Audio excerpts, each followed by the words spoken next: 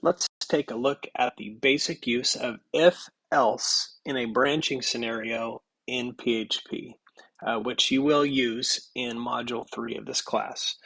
So I'm starting out with the basic form, and you can see here I'm using post because that's the sort of default unless you need to expose those variables in the query string.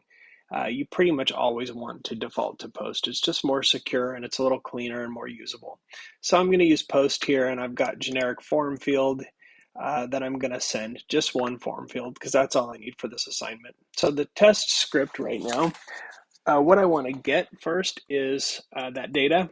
So I'll just say form field, the variable, equals post and form field.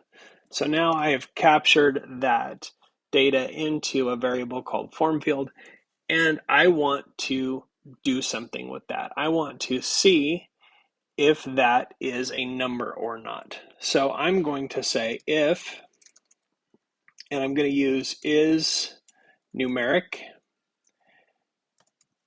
form field. Basically, this function right here will say true if whatever's in this variable is a number, and it will say false if whatever is in that variable is not a number. So I can use that to determine if something is a number or not. And so what I'm going to put in there is I'm going to say message equals this is a number. And let's make it a little more fun than that. I'm going to actually insert the form field data in there. Okay, so I want to point out a few things about this. First thing is that I'm using the if statement, which will allow me to do something only if whatever is in the parentheses here is true. So I'm always going to use if. It's always going to have parentheses for the expression, and it should be something that can be true or false. And then I'm going to have these curly braces that surround the code that gets executed, which is just this one line, but it could be several lines or even several hundred lines. Whatever gets executed, if that is true, goes in those curly braces. Now, if I want to, I can also specify something that it should do if this is false, and I'm going to say if it's false, it's not a number. So I'm going to say equals form field is not a number. And don't forget the semicolon at the end of your line. Notice there's no semicolon here, here, or here, just at the ends of lines of code that get executed. So let's try this out in the browser. There it is. And now I want to say, put in a number there, submit data. Uh-oh, forgot one thing. I have to display the message. So let's do that. Echo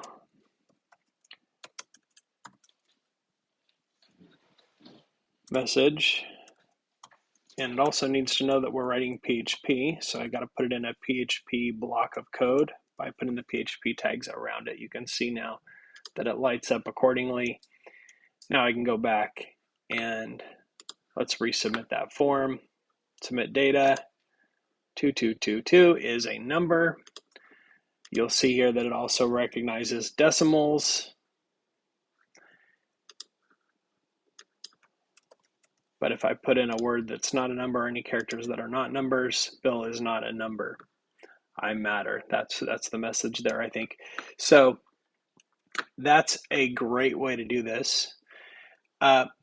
Maybe though, there is another thing that could be true here, and it is either a number or not a number, but maybe I want to say, look for something that is an exact result.